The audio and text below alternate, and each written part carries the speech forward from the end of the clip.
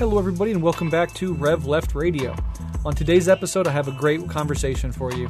I have on Professor Matthew Segall to talk about the process philosophy of Alfred Whitehead, but we also touch on Marxist dialectics, we touch on Buddhism as I'm often wont to do, and we talk about Einsteinian theory and scientific materialism and Hegelian idealism and so many other things. It's a really fascinating deep dive discussion on a really crucial philosopher and opening up that web of connections to philosophy more broadly, to ecology, to spirituality, to religion, to mysticism, etc. A really wide-ranging, fascinating conversation. Matthew Segall is assistant professor in the Philosophy, Cosmology, and Consciousness program at the California Institute of Integral Studies in San Francisco. He teaches graduate courses applying process philosophy to various disciplines, including the natural and social sciences, as well as the study of consciousness. He is an expert on both the philosophy of Alfred Whitehead as well as German idealism more broadly. And we have a discussion about all of it. It's really, really fascinating, and I know you'll enjoy it. As always, if you like what we do here at Rev Left Radio, we are 100% listener-funded. This month marks 5 years on the air, and if you want to continue to support the show and make this show possible, you can join us at patreon.com/Rev Left Radio, and in exchange for a few dollars every single month, you have access to not only monthly bonus episodes, but to the back catalog of all the Patreon episodes we've ever done in 5 years. So that's, I think, hundreds at this point of episodes that you can have access to by becoming a patron and supporting the show. Really love everybody who supports the show, and if you don't have money, we totally get it. You can share this with a friend. You can leave a positive review. All those things really, really help. So without further ado, here is my fascinating discussion with Professor Matthew Segall on the philosophy of Alfred Whitehead and so much more. Enjoy.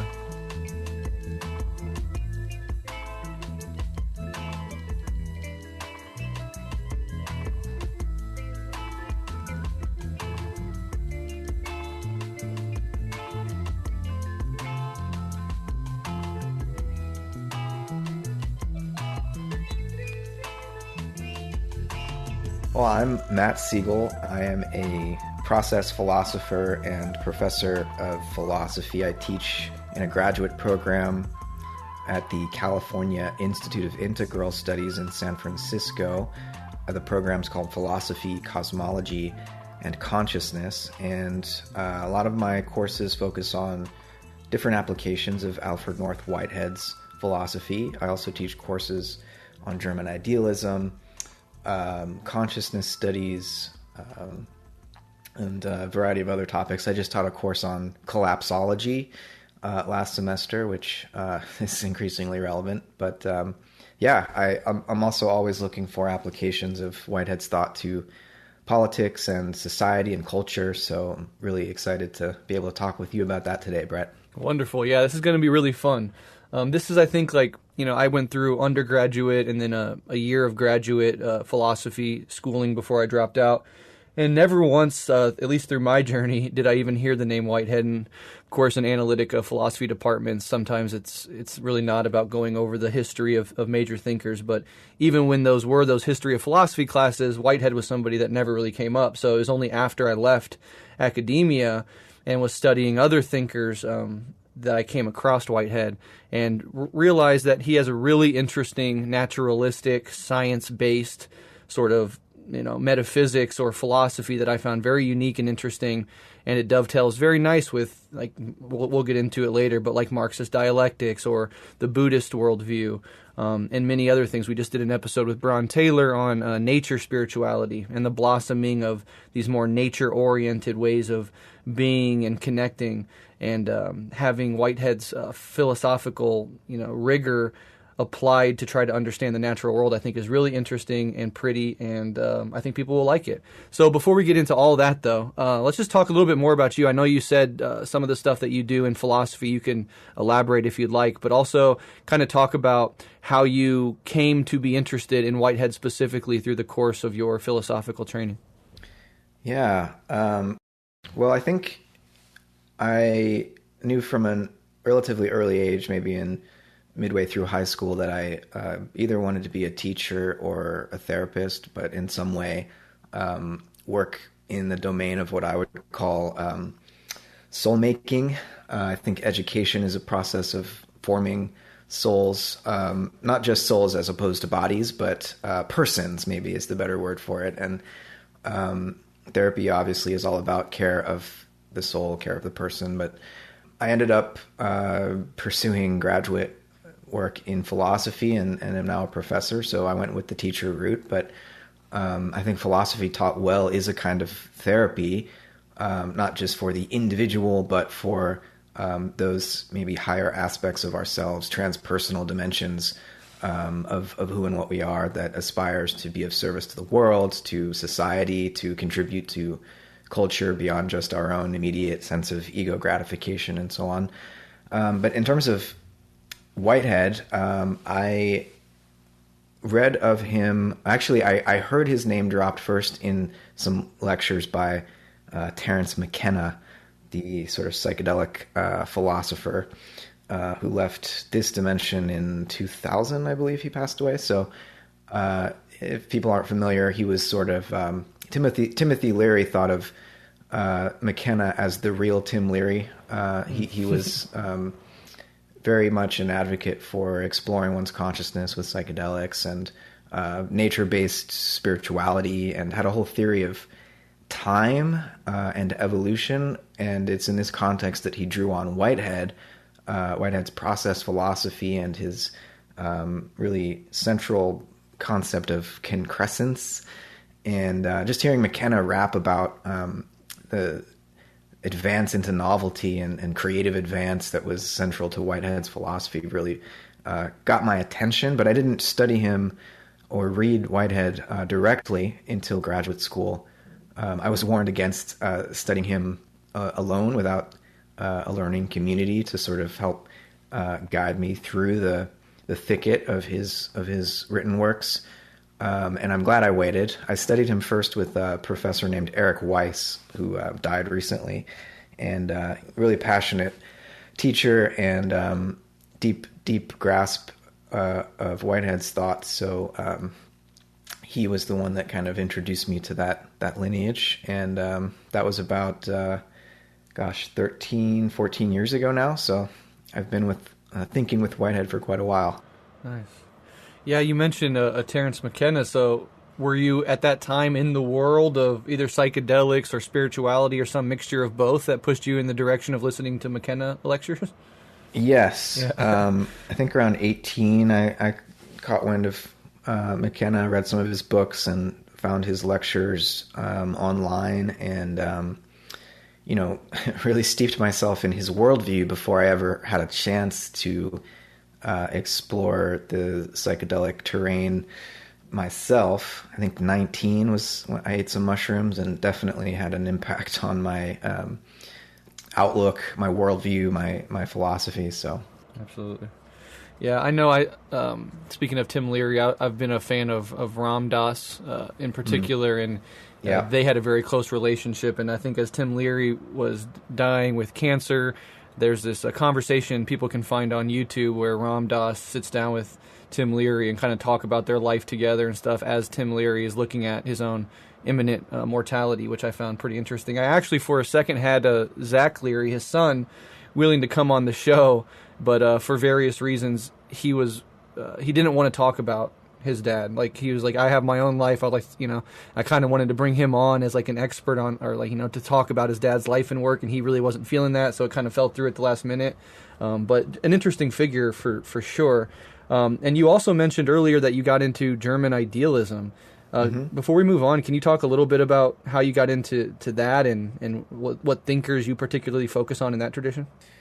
Yeah, well, I think anyone who wants to do philosophy, you mentioned your training in analytic philosophy, and maybe aside from analytics, though, there are some analytic philosophers interested in Immanuel Kant, who is sort of the one who kicked off the German idealist movement in 1781 when he published the Critique of Pure Reason. And so I had studied Kant a bit, But it wasn't until grad school again that I took a course with my professor at the time and now colleague, Sean Kelly. Sean is a Hegelian, wrote his dissertation on Hegel and Jung, and so we read. I read Hegel's work first, and then from there, because I needed help understanding what the hell he was talking about, I read some of the other German idealists, Fichte and Schelling, and as soon as I read a couple of paragraphs of Schelling, I think I started with his 1797 introduction to the philosophy of nature, or Ideas for a Philosophy of Nature, rather, the introduction to that book. And I was hooked. I immediately realized I was more of a Schellingian than a Hegelian, though they're quite similar in their thinking. We'd have to spend at least a whole hour unpacking the differences if we wanted to get into that. But so this would have been, maybe 10 years ago, I started getting into the German idealist, and since then have really deepened my appreciation for this whole movement of thought. A lot of people know of Kant and Hegel and not as much about Fichte and Schelling, but if you only read Hegel, and the phenomenology of spirit and the science of logic, you might think that he originated a lot of ideas which actually were quite well developed by Fichte and Schelling already. And Schelling, of course, gets the last word, outlives Hegel by 15 years or so, and inaugurates the first critique of Hegel that then got picked up by people like Kierkegaard. And so Schelling's underappreciated, and some of my scholarship and teaching is an attempt to raise the reception of Schelling, particularly in the English-speaking world, so that we understand that he was certainly Hegel's match, and that we need to understand them as in dialogue with each other. If we really want to understand what Hegel was saying, we have to bring Schelling into the conversation too. Well, I think that'd be an awesome another episode if you're willing to come back to dive into particularly that. That'd be awesome. Let's do it. Yeah. Do you have any thoughts before we move on really quickly on Schopenhauer, another German transcendental idealist? Yeah, I mean, Schopenhauer is playing an important sort of outsider role, critiquing these university professors, the figures I was just mentioning. Schopenhauer taught his courses at the same time that Hegel was lecturing, particularly to try to draw some of his students away, and it didn't work very well. But I think Schopenhauer's philosophy is an interesting initial attempt to integrate some Buddhist ideas with Western philosophy, and that sort of cross-cultural or intercultural work is super important. And Schopenhauer needs to be given due credit for kind of inaugurating that, though the Schlegel brothers and the Schelling and Goethe and others were also very influenced by various Asian streams of thought. Mm-hmm. So I've only read Schopenhauer's The World as Will and Representation, and it's been a while, but I think as a 19-year-old it definitely got me fired up. He's a very, very deep thinker, but for whatever reason, just when I teach my course on German idealism, I mention Schopenhauer, but I don't devote too much time to him, just because it's just so much in that time period to get into. But I'm glad you brought him up. Yeah, he shouldn't be left out either. For sure. Yeah, we just did an episode on Schopenhauer and Nietzsche, and following that line of thinking through Schopenhauer, through Nietzsche, and into the 20th century. So it was just on my mind. But something you said earlier, and in fact I heard you say it on another interview. You kind of alluded to it earlier in this one, but you said it explicitly in another one that I found online, which is you mentioned that you find philosophy to have a spiritual dimension to it. And I know you kind of touched on that a little bit, but can you kind of elaborate on that? Because I find this idea very interesting, and certainly in my own sort of spiritual and existential crises and struggles, I've turned to philosophy over and over again to try to find some respite. And so I'm just wondering if you could kind of elaborate on your ideas there. Yeah, well, I think going back to ancient Athens and the story of Socrates, I mean, the history, but we have, various depictions of what went down when Socrates was accused by a court of his fellow citizens, of corrupting the youth and disbelieving in the gods of the polis. And, Socrates' defense, in the process of defending himself from these charges, he basically says that he is not afraid of death, and he's willing to receive that judgment from his peers and that sentence from his peers, rather than go against his sense of virtue and his mission to question everything and engage with others in dialogue. And, for Socrates, he didn't claim to be wise, but he claimed to have some relationship to logos, you might say, and that he really had this, I would say, ethical and indeed spiritual commitment to the idea that rationality was something that needed to be surfaced in the context of a collective effort, right? A dialogue. It's a social process ultimately, but it also depends on individuals being willing to face their mortality without fear. And so this is where the spiritual side of it comes in, I think, and how philosophy and politics connect up for me ultimately is that individuals need to be in some way initiated into the mystery of death. Not that we would, through that initiation, know what happens when we die, but that we would know that at least that there's no reason to believe it is the end and that it's just lights out forever. And at least there's no reason to be afraid of that unknown, right? And this is what Socrates goes into in the Apology, the Platonic dialogue, and then in the subsequent dialogue, Phaedo, where Socrates is imprisoned and about to drink the hemlock, talking to his students about death.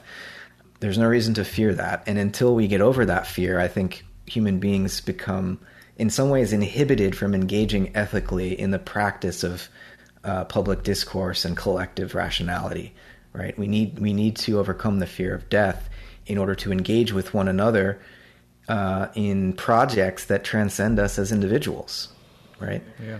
So that's kind of the spirituality that I see underlying the philosophical way of life. Yeah, very, very insightful, and I completely agree.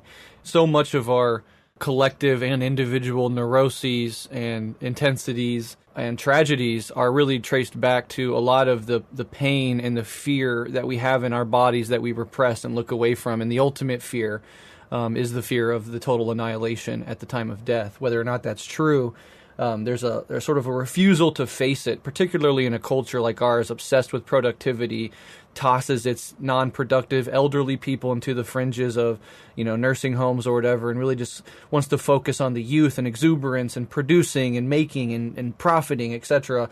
The idea of death casts a long shadow over that, and I think a lot of people would rather repress that, escape that, push that down, look away from that, than look it in the eyes, because it's so painful to do that. But by repressing, I think it comes out with a bunch of other things. Comes out in these neurotic ways that have instantiations at the collective level. Absolutely. Well said.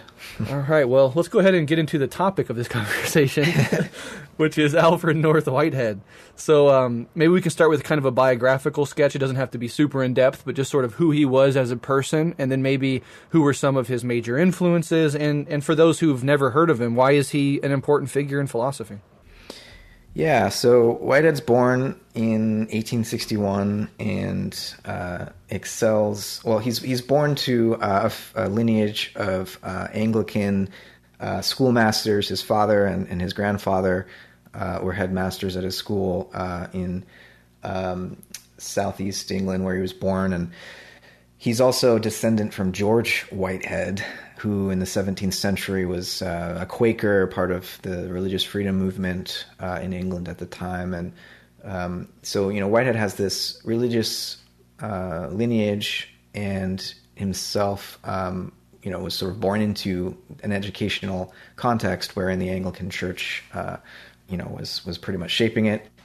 He excelled at mathematics and rugby from an early age, and ended up at Trinity College, Cambridge, to study mathematics. He was part of this group called the Apostles that studied philosophy together.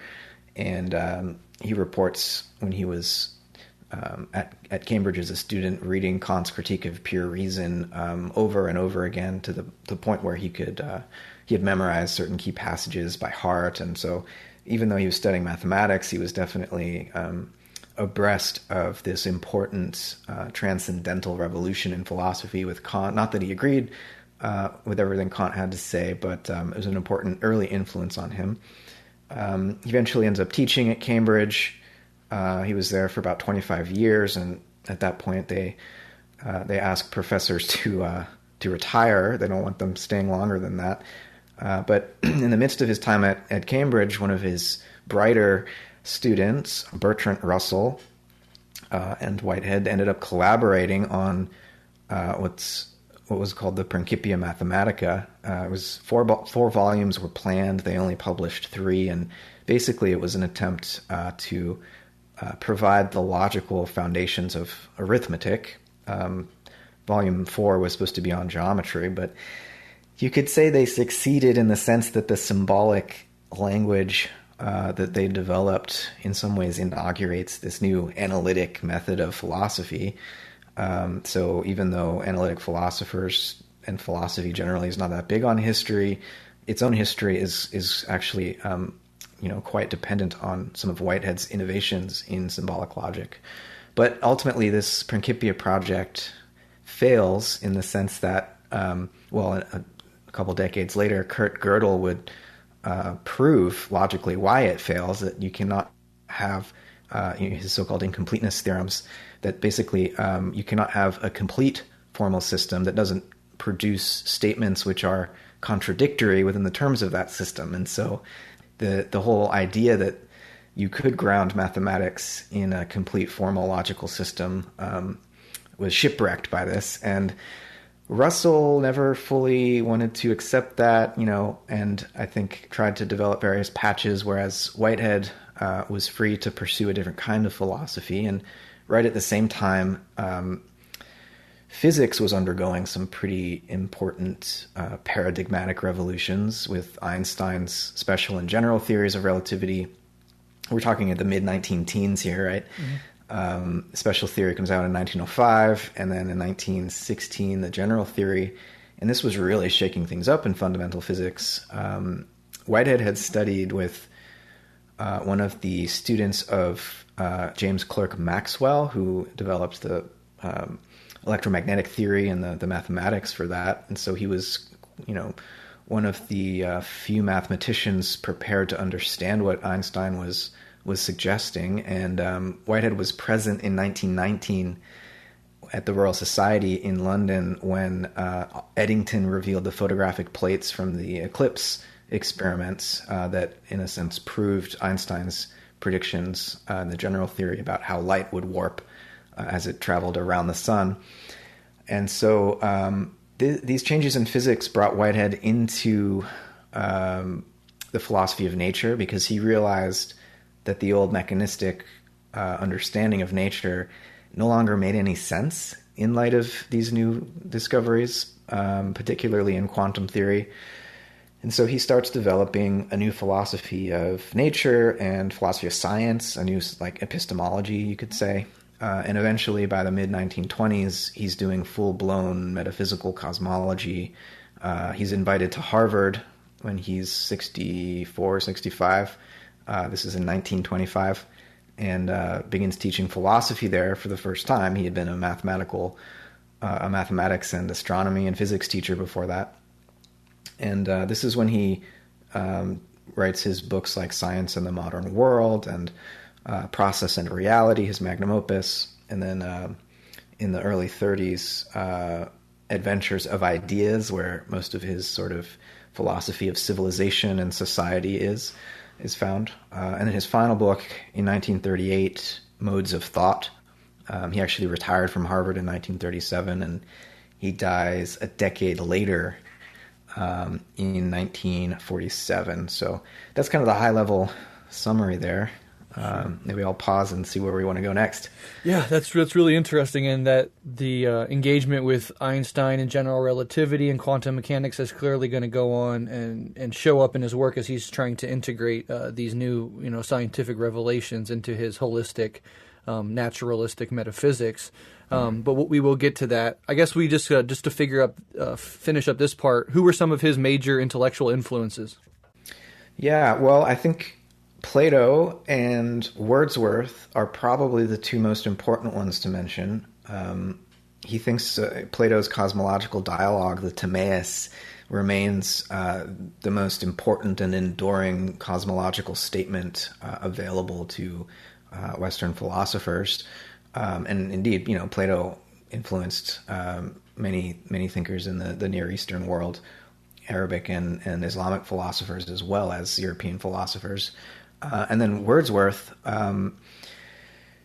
Whitehead's daughter and others just really conveyed the importance of Wordsworth for Whitehead, who would read Wordsworth's poetry daily, treating his poetry texts like basically like the Bible. And so this nature poetry, this romantic poetic strain runs in Whitehead's veins, and so it definitely Wordsworth was an important influence, and this is the connection between Whitehead and Schelling, because Wordsworth's good friend and collaborator Samuel Taylor Coleridge traveled to Germany to study with Fichte, and I think you may have seen a lecture or two of Schelling's.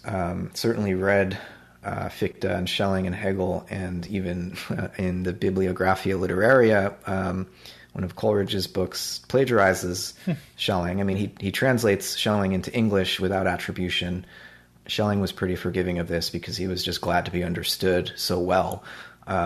So of course, you don't. There's no direct influence from Schelling to Whitehead, though maybe a bit. Whitehead cites Schelling once in all of his books, but through Coleridge's influence on Wordsworth and Wordsworth's influence on Whitehead, there is a Schellingian. There's the scent of Schelling, at least in Whitehead's thought. Otherwise, I think Plato and Wordsworth are the most important.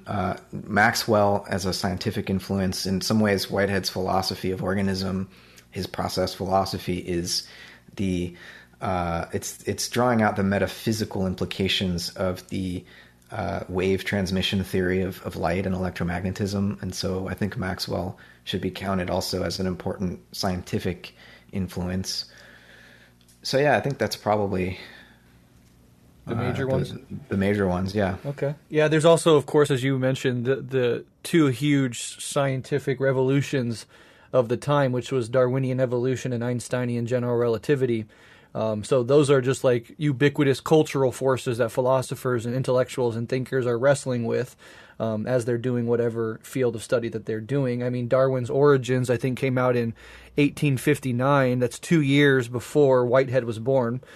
So, wrestling with evolutionary theory and the naturalism that it implies is part of all of this. I certainly get a sense of like Leibniz and even his monads and their relational juxtaposition, their relationship, and how they, a single monad reflects all other monads, etc. And Leibniz, of course, was a mathematician as well.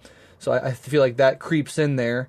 And then I wonder if he has any thoughts on Spinoza, right? Because Spinoza is certainly in a lineage that could include Whitehead as far as like trying to understand the natural world and the sort of divinity that's inherent within it, if you will. Do you have any thoughts on Leibniz or Spinoza and their influence on him, or were they very indirect?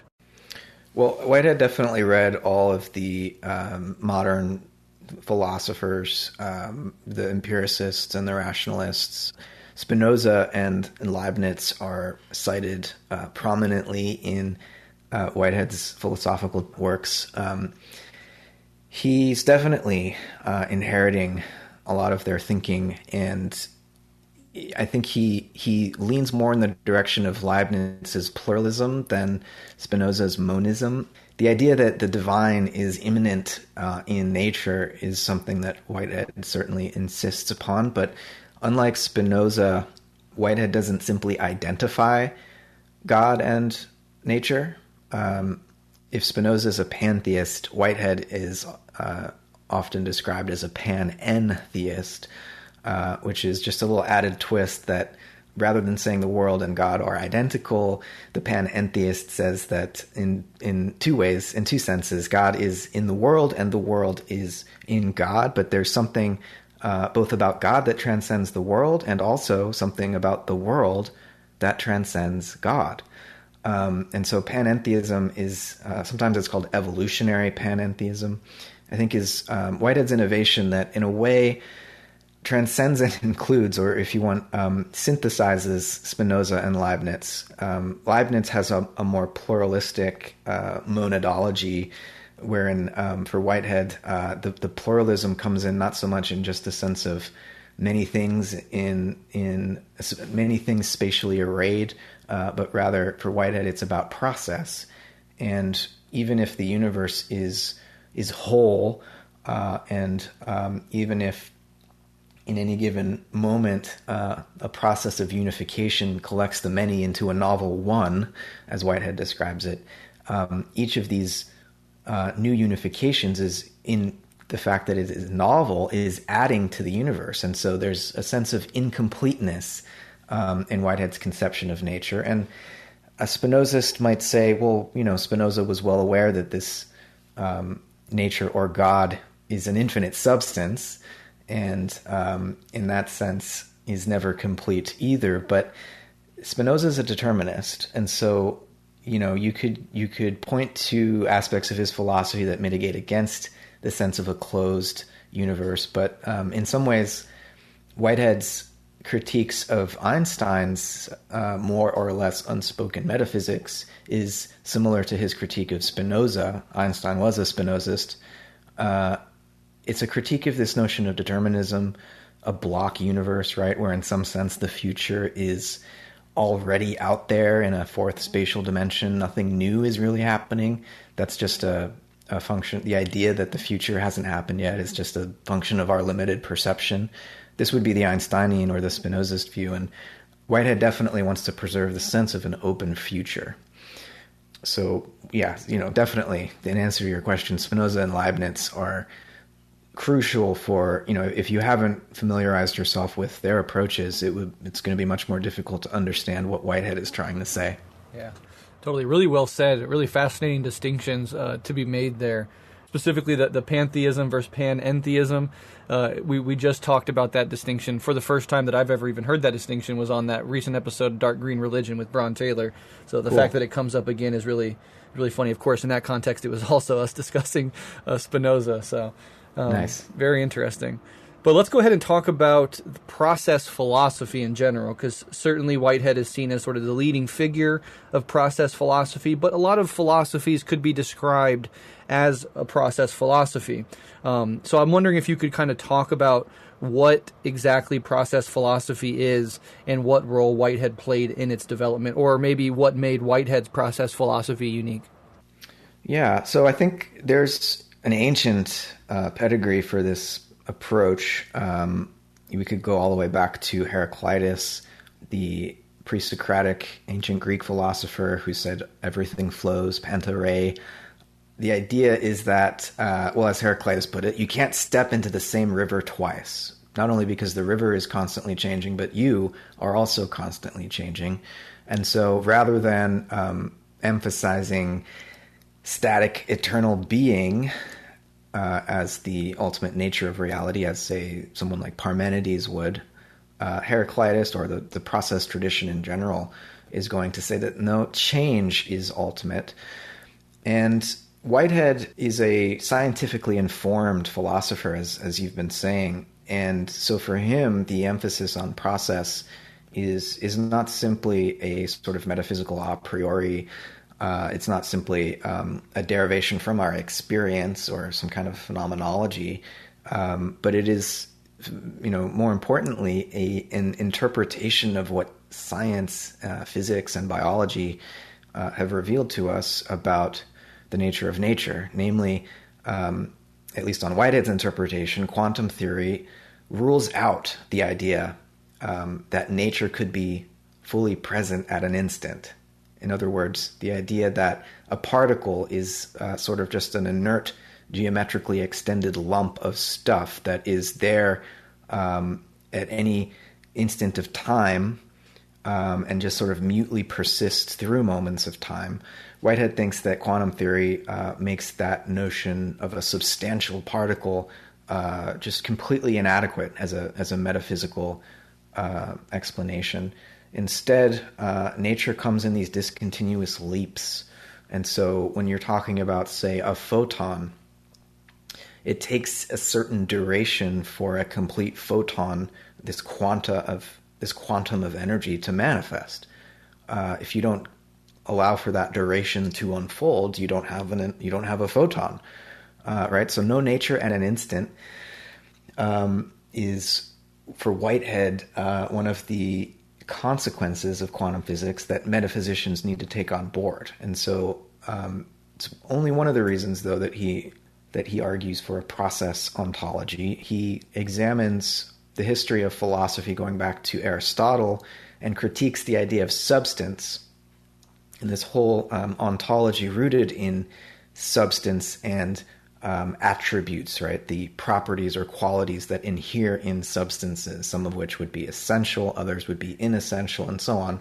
All of Aristotelian logic is sort of built on this substance property ontology, and Whitehead saw it rooted in the subject-predicate grammar of our languages.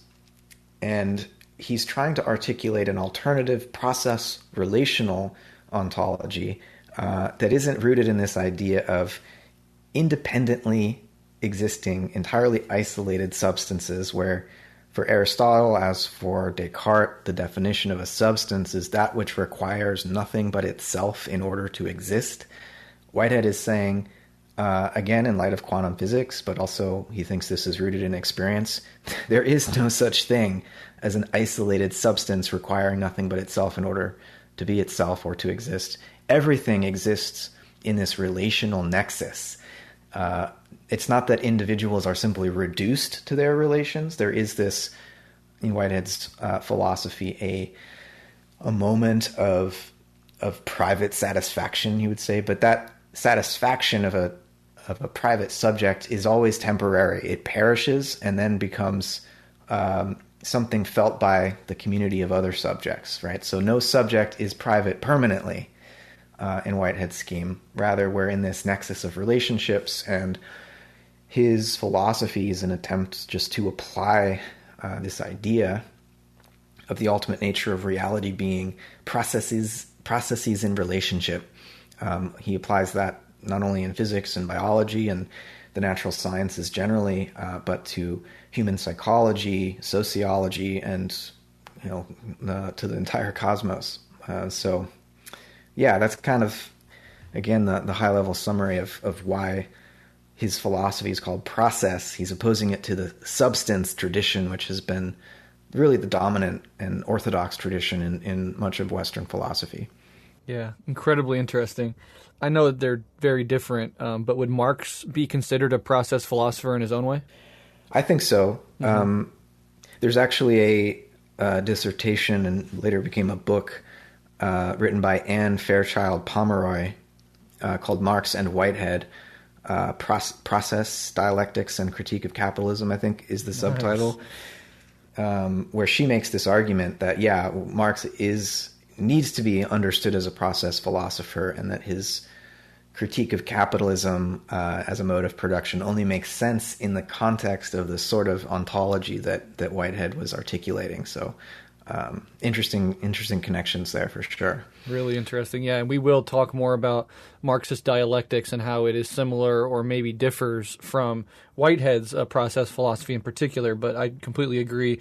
I mean, Marxists can understand the flow of history, the dialectical notion of contradiction, analyzing everything in its totality and its relationship to everything else, etc. So we can start to see how there's definitely something there that they share, and I think we'll get into that a little bit more here in a bit, but still focusing on Whitehead and zooming out a bit, and with Whitehead's process philosophy in mind, What other major contributions did Whitehead make in philosophy, and what were some other of maybe his core ideas? You mentioned concrescence earlier.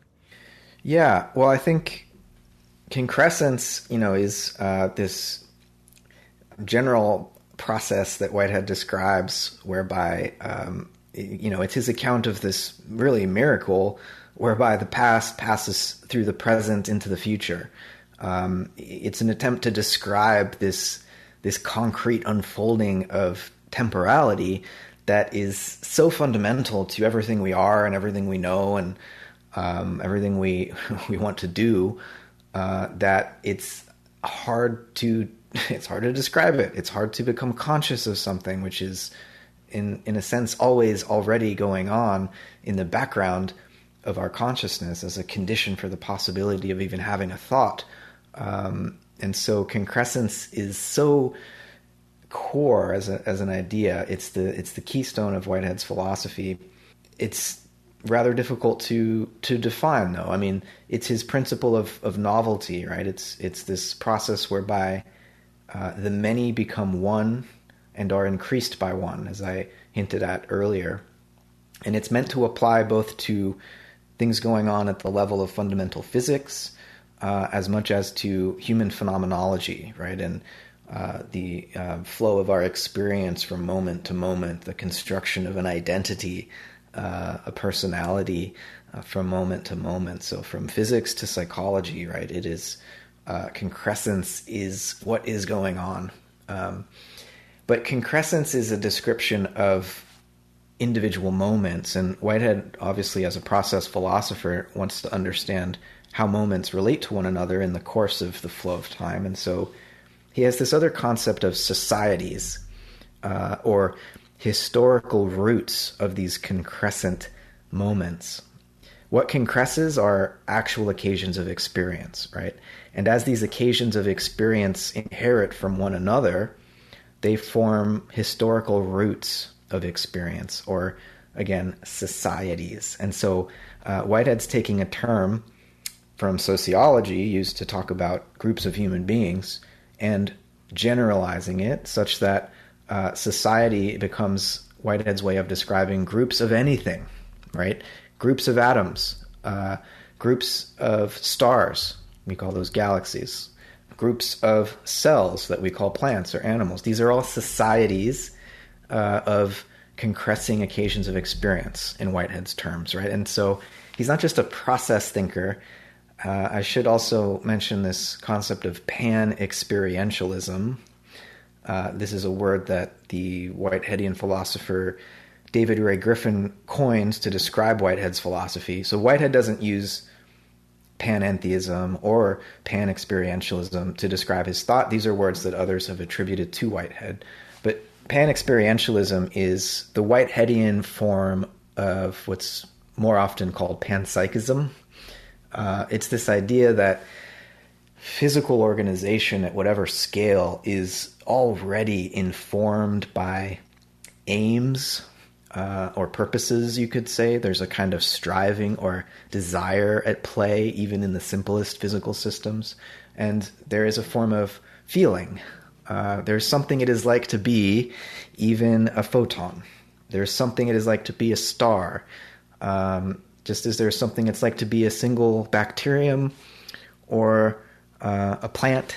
And I think people are more willing to accept the idea that all animals are in some sense sentient or conscious. And of course, human beings, though there are exceptions, some very strict materialists who will deny even that human beings are conscious, much less anything else in nature. Mm-hmm. But yeah, Whitehead is a pan-experientialist, and he thinks that if we're going to understand the reality of human consciousness as a naturalistic, emergent product of this evolutionary process, then there can be no 0 point of experience. Rather, there's a continuum here, and evolution describes the gradual intensification of this experiential capacity that is intrinsic to physical process. Yeah, that's probably enough Whiteheadian jargon to start off with. What do you think? Yeah, that's great. So just to be very clear, maybe you said this and it just sort of missed me, but like a David Chalmers type panpsychism How does that differ from pan-experientialism, and what's the difference perhaps in consciousness? Is panpsychism like everything, even down to like the thermostat, has at least some rudimentary sense of conscious experience? So are those things the exact same, or is there a distinction to be made between panpsychism and pan-experientialism? Yeah, there is a distinction, which is why Griffin, who I mentioned, coined this new term. I think panpsychism is a prettier word, but the conceptual distinction is important here. Psyche implies, soul, or more of a sense of like personality, and people tend to associate that more with at least the higher animals and human beings. And so Whitehead isn't saying that some kind of self-reflective personality or self-consciousness goes all the way down. Granted, a lot of people who call themselves panpsychists aren't suggesting that either, Sure. Though they will, people like Philip Goff will use the word consciousness to refer to this sort of technically phenomenal consciousness, which is the experience of qualia, the consciousness of qualia, qualitative feelings and whatnot, and they'll say that goes all the way down. Whitehead defines consciousness in a very particular way, and says that only those very advanced organisms, mammals and birds probably, but definitely human beings who have gained a linguistic capacity are conscious in the sense that they can consider possibilities that are as yet unrealized in their perceptual experience.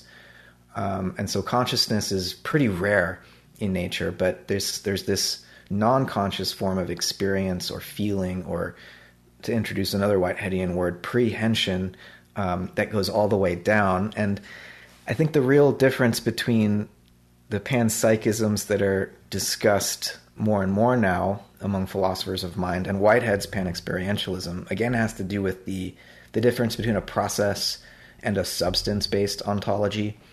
In a substance-based ontology, if you're a panpsychist, typically you'll say that the psyche or the consciousness part is the intrinsic nature of physical objects. And so whereas physics describes kind of the structural or relational properties of the world, panpsychism is introduced to give some content to the intrinsic nature of this physical substance as physics is describing it. And from Whitehead's point of view, I think his process relational approach to pan-experientialism is as different from substance-based panpsychism as it is from materialism, in the sense that for Whitehead, experience is always a description of relationships among moments of experience, rather than the intrinsic nature of an entity. For Whitehead, experience is the relation among entities. It's the feeling in between that is experiential, rather than the intrinsic nature of a physical substance.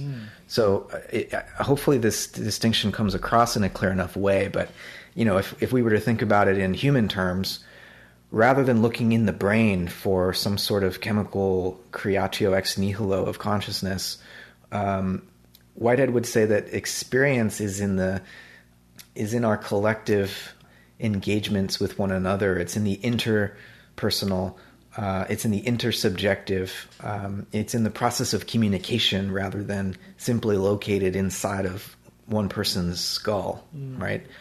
So it's just a more relational understanding of what experience actually amounts to. Yeah, it's incredibly interesting. Is there any sense of a teleology in his metaphysics, particularly with the unfolding of, I guess, higher levels of consciousness? Certainly a human consciousness is higher than a dog's, which is higher than a bird's. Is there any sense of a teleological endpoint, or is it more or less indifferent to whether or not nature produces consciousness, whether or not that emerges is more or less a byproduct of other processes and not in and of itself particularly important or going anywhere in particular?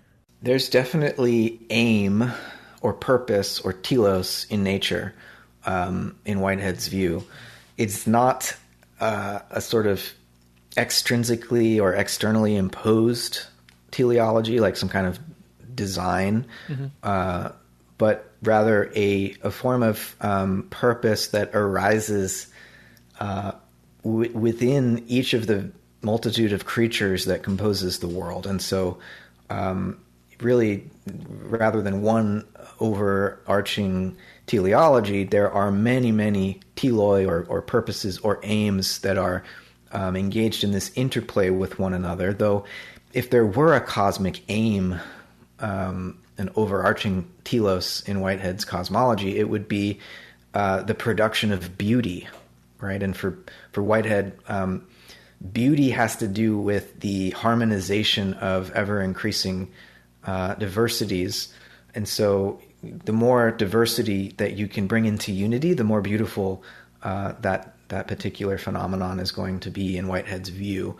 And evolution for him, not just as a biological process, but really a cosmic one, is tilted toward this kind of harmonization. And he thinks, looking at the history of the Earth, at the history of the universe, as best we can piece it together, that there is this tilt toward complexity, you could say. And again, as a pan-experientialist for Whitehead, physical complexity is intimately related to experiential intensity. And so as things get more complex, they become more conscious. Whitehead does have a teleological view, though I think it's important to distinguish it from a kind of more closed or fixed Aristotelian form of teleology, which isn't evolutionary in the same sense. And it's also important to distinguish it from something like intelligent design, where there is a divine engineer standing outside and above the world, directing how everything unfolds within the world. That's not the kind of purpose that he's suggesting. Yeah, that is incredibly fascinating, and it really leads perfectly into this next question, which is, zooming out on this basic conversation even further.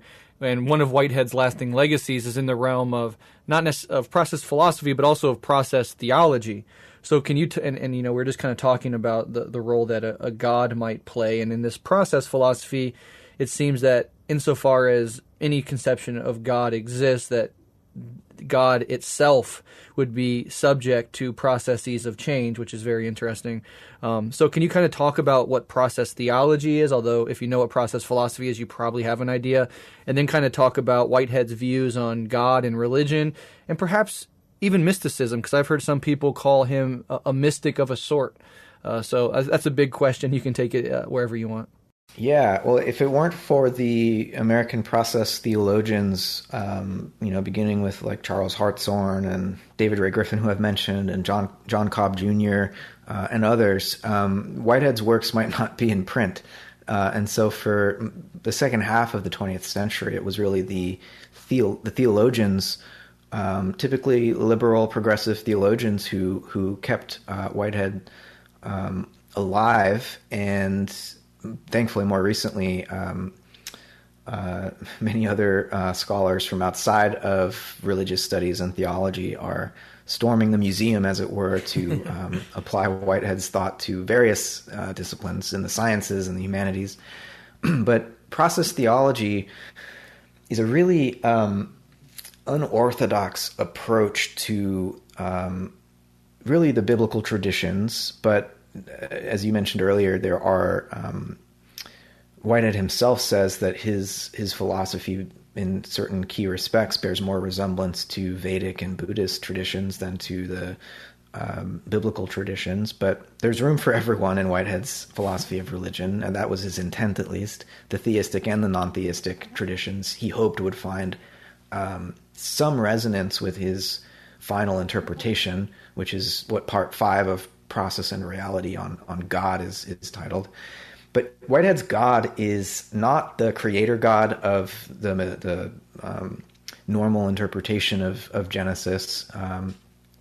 Whitehead's God is, as Whitehead describes him, he uses that pronoun, but I think it doesn't quite work because there is this personal dimension to it, so I'm not quite sure. We'll just say God and avoid the pronouns. Whitehead's God is as subject to the creative process as any other creature, and in fact for Whitehead, God is a creature of creativity. Now, God is unique in the sense that God's the primordial creature of creativity, and so in some sense bears a unique relationship to every other creature in that God functions as the kind of filter between the pure possibility of creativity, which you could almost identify as chaos. God's the filter between that pure creativity, infinite possibility, right? The filter between that and finite actuality and our everyday experience and the limited experience of all other creatures. And so God, even though God's a creature, God has a special relationship to infinite possibility. God feels, in Whitehead's view, everything and reflects that feeling of everything to each finite creature in a way that is most relevant to that creature's situation. And so there's an important metaphysical role that this God concept plays in Whitehead's cosmological scheme. And this may be one of the reasons that academic philosophers and physicists and other scientists have been, until more recently, again, wanting to keep their distance from Whitehead, though it's a metaphysician's God, right? And not a God that is coming from religious emotion primarily, though for Whitehead, religious experience, and this is where mysticism starts to come in, it's part of the data that any cosmology that pretends to be adequate is going to need to find a place for, right? And so even thinkers who are more materialist in orientation and are absolutely convinced that God's just an idea invented by humans, even for someone like Daniel Dennett, it's important to understand the evolutionary role in the history of human societies that religion has played, right? And so one way or another, even if it's going to be a naturalistic explanation, we need to understand what role the history of religious experience has played in shaping our species. And some scholars of religion, like Robert Bellah, who 2011 he published Religion and Human Evolution, root the religious instincts of human beings in our mammalian ancestors and really grounds it in the propensity to play, and sees all culture really as rooted in this, as he puts it, as Bellah puts it, this relaxed field that many, especially mammalian species and primates in particular, are able to establish, a relaxed field that's kind of outside of the Darwinian struggle for existence, that allows learning to take place. It allows a kind of proto-ethics. Like often you'll see many animals, whether the big cats or wolves and dogs and cats as we live among, when they play with each other, the stronger ones won't dominate the weaker ones. They have a sense of fairness and they'll sort of give the others a chance, and so those are the kind of proto-justice that's born in these play behaviors. And so we really need to see religion, and this is a very Whiteheadian move, as rooted in our biology and the social instincts of our animal ancestors. But yeah, for Whitehead, religious experience, it's part of the data that our cosmology needs to incorporate in order to be fully adequate. And so the religious emotions and the religious mystical or transcendental experiences that have changed the lives of so many people over history are an indication of something latent in the nature of the universe, right? And Whitehead takes these special experiences seriously as in some way revelatory, right, of the metaphysical structure of the universe. And so while he's not himself, he never records a mystical experience of his own, I don't get any sense really that he was an especially enthusiastic person. He kind of even though he was raised in this religious context, as I mentioned earlier, he himself never went to church as an adult and sort of drifted away from organized religion, even though he seems to have had this poetic sense of, Wordsworthian pantheism, or, as I said earlier, panentheism. It wasn't institutionally grounded in any sense. Yeah, so that's Whitehead's relationship to God and to religion. I absolutely love that. And William James, I think, is another influence on... Should have mentioned him earlier. Yeah, thank you. Yeah, but that makes a lot of sense here, because even if Whitehead himself didn't have a particularly mystical or religious experience, by reading something like The Varieties of Religious Experience by William James, you could have a really good understanding that these things are real, they do happen, and trying to make that fit into a holistic, naturalistic metaphysics that really doesn't want to leave anything major outside of its confines. So it does make sense on that level. Now, I have to ask, because certainly I, through psychedelics, but then also 15 years of meditation, practice and Buddhism that I personally undergo, that I would have what I would call spiritual experiences. And, there's this thinker, Jack Kornfield. He's from the Insight Meditation Society, one of the people that went over to, the Indian subcontinent and studied under Buddhist teachers, and then brought some of that wisdom back to the West. And he talks about, many enlightenments as opposed to one enlightenment. And he's like, enlightenments, plural, are these spiritual moments of experience, and they can take different forms. There could be an experience of profound emptiness. There could be an experience of profound luminosity, where you literally feel as if light is coming through your body and permeating the cosmos. There's a form of it that is everything gets incredibly, incredibly silent. But one of the major forms is also this feeling of love. And I think more than any of the other ones that he describes, I've had these radical experiences, particularly following deep periods of suffering, where I feel, in so many words, like my heart open up, and I literally will start weeping in love and care for random strangers. Like my last one, I was in a Target parking lot, right? And then all of a sudden this feeling opens up, and I'm just seeing random people pushing their carts out of Target, and I literally, for at least a few moments, genuinely loved them like I love my own children. And that's a fleeting moment. It passes, but it's certainly for me a religious or a mystical experience, and it says something very profound about the role the central role, I really think, that love may play in the cosmos and in humanity's spiritual progression. So I'm just wondering if Whitehead had any thoughts on the role love plays in any of this. I know it's kind of a stretch, but I'm just wondering if he has anything to say on that point in particular. Oh, absolutely. If anything, Whitehead would see that God's power is manifest in the world through the love that creatures express for one another, right? And so it's in these feelings and the actions that flow from them that God acts in the world, right? God can't command us to love, but when we do love, that's divine action. And, for Whitehead, metaphysically, just to speak on a more abstract register, each moment of our experience is constituted by the influx of the other, right? This is what the process of concrescence is describing. So we are, in Whitehead's view, quite literally made of each other, right?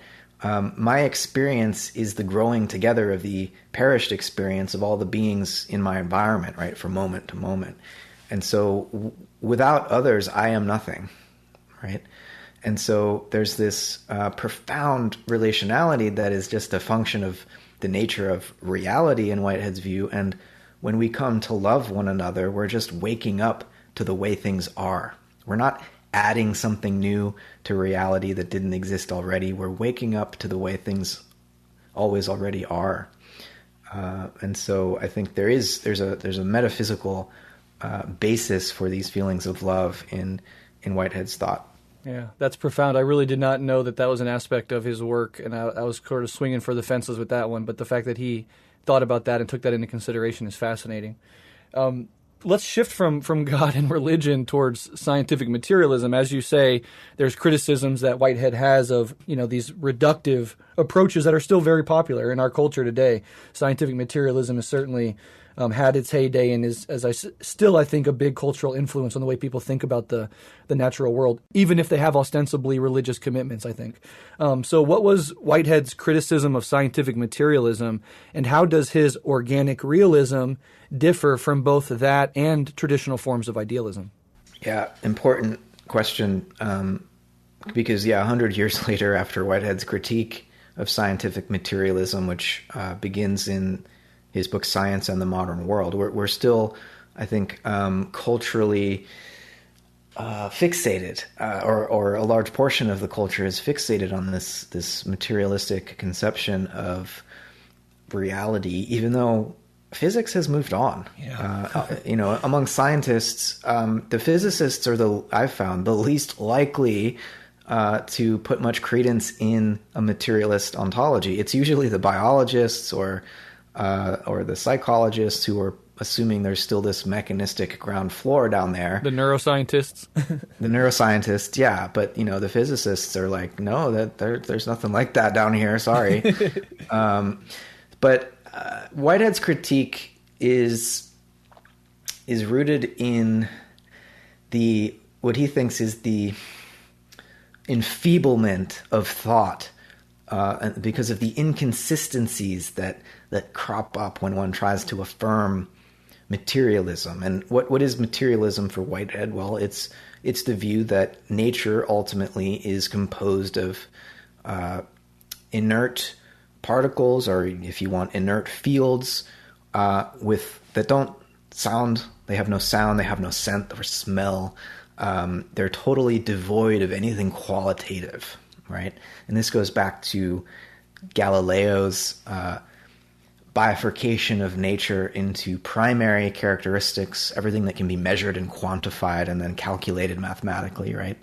And on the one hand, and then secondary characteristics on the other hand, which is, for Galileo, all the stuff added by the perceiving organism, right? The sense, the sounds, the smells.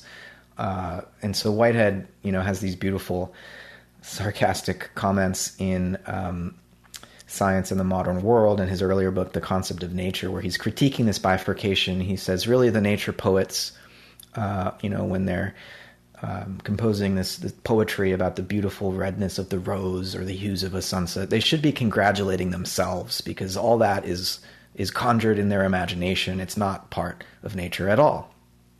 That would be the bifurcated view, at least. But the inconsistencies here are that, the scientific materialist is saying that nature is this soundless, scentless, colorless affair, totally devoid of purpose.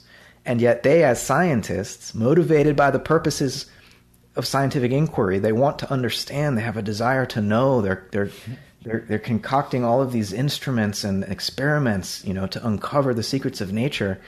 That's a quite intense form of purpose, even though they're claiming that the nature to which they belong is purposeless. And so, and of course, most of scientific materialists also, they obey the law, they love their family, they engage in society in a more or less moral way, despite the fact, again, that at least their scientific view would suggest that all of that is illusion. All of that is a bunch of BS that we convince ourselves of, when in reality, none of it has any meaning or significance, and we're all lumbering robots. Mm-hmm. And so Whitehead thinks that materialism enfeebles our thought because it prevents us from thinking coherently about the practices that we engage in. And so his critique is he's kind of saying, look, there's all sorts of performative self-contradiction going on in one who affirms scientific materialism. You're denying in theory what you are presupposing in practice, right? So that's I think the real meat of his critique. Yeah, that's very interesting. And I always think, like, it's interesting that on the individual level, we often go, as we grow up, we go through phases that humanity as a whole has gone through. So like when you're very young, you're overly suspicious. You think there's things in the closets and things under the bed. You see faces in your curtains, right, etc. And you sort of move on. And then you for me as a teenager, I became a Catholic of my own volition, got confirmed, baptized, all that stuff. And then in my early 20s or late teens, early 20s, I shifted into a new atheism. I was right at that time when there was like Harris and Dennett and Dawkins and Hitchens, and they were all doing their thing. And for many years, I considered myself a hardcore scientific materialist.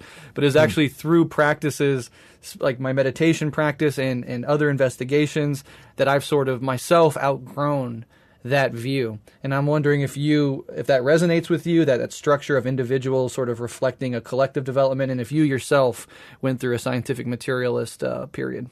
Yeah, I mean, the great German biologist Ernst Haeckel said that ontogeny recapitulates phylogeny, and that idea has been critiqued somewhat, but I think the general notion holds up pretty well. And as you're saying, yeah, as individuals, we sort of relive the stages of the cultural evolution of the species. And I had a very similar journey as you. I mean, I grew up in mixed Jewish Christian to Jewish Christian parents, and my mom was Christian, my dad Jewish, and so I kind of celebrated all the holidays and went to Sunday school. And as a teenager, around 12, 13 years old, I started to read Dawkins and Stephen Hawking, and wasn't fully understanding the intricacies of their arguments at the point, but there was something about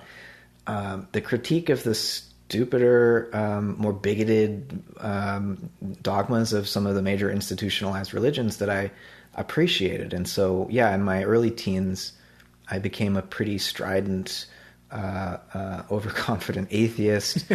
And it wasn't until I was 16, 17 that, in the context of some philosophy courses I was lucky enough to take in high school, I was exposed to Alan Watts. Nice. And Eastern philosophies and religions, as well as to Carl Jung, the depth psychologist, who has a very deep philosophy of religion. And so I started to get another sense of kind of the psychological role that religion can play in a human life. And through Alan Watts and D.T. Suzuki and others, really got a sense of the esoteric forms of spiritual practice that were coming from Asia. And later I would discover that the West has its own esoteric spiritual streams that were sort of suppressed within the Christian and Jewish traditions. And so, yeah, I kind of, in my early 20s, with the help of psychedelics and some powerful experiences, mystical experiences, found my way back to a kind of non-denominational spirituality. And I think then, through my late 20s, realized that there are some important critiques of the so-called spiritual but not religious movement. Oh, yeah. In that it is susceptible to a kind of spiritual consumerism and lacks a grounding in community and all these things. And so I'm in a place now where I think I feel the wisdom and the importance of the sort of mystical strains in all of the world religions. And I don't have an institutional home. I've tried, but I couldn't make it fit. I couldn't fit into any existing church denominations or anything. But I find myself increasingly questioning the extent to which spirituality without religion, in the sense of a sort of traditional lineage, is really up to the task, the various tasks and challenges that we face socially and ecologically. And I think ultimately, if we're going to get through this civilizational crisis, it will require a religious transformation or a metanoia of some kind. And even those who claim to be non-religious often have other kind of surrogate religions that they don't call religion but function in the same way. And so I guess I've come to see that religion's not optional. Whether our religion is consumerism or Christianity or football, whatever it might be, we've all got one, right? And so there's this sort of psychological and psychospiritual process that I think is just intrinsic to our species. And so rather than try to pretend like we could escape it and just become fully rational, I think we need to recognize how the human psyche actually functions. Yeah. Yeah, I completely agree with everything you said. It is very funny how similar our trajectories were. And if people are interested in kind of finding the commonality between all major religions, you could do a Google search for something like the perennial philosophy, and that'll lead you down the road of like seeing how Christianity, Judaism, and Islam all have mystical branches. We've covered them on the show. And then the Eastern philosophies, Taoism, Buddhism, Hinduism, they have their establishment institutional forms, and they also have their mystical esoteric forms as well. And so if people are interested, definitely continue that. But I was hoping that you could touch really quickly on organic realism and how that is different from idealism. We already talked about how it's different from scientific materialism. Yeah, so Whitehead calls his philosophy organic realism. And while he does have much in common with idealists, particularly in the shared critique of materialism, ultimately he worries about the idealist tendency to, it's a kind of holistic reductionism, reducing the plurality of creatures and their unique experiential contributions to the one mind with capital letters, right? The absolute spirit.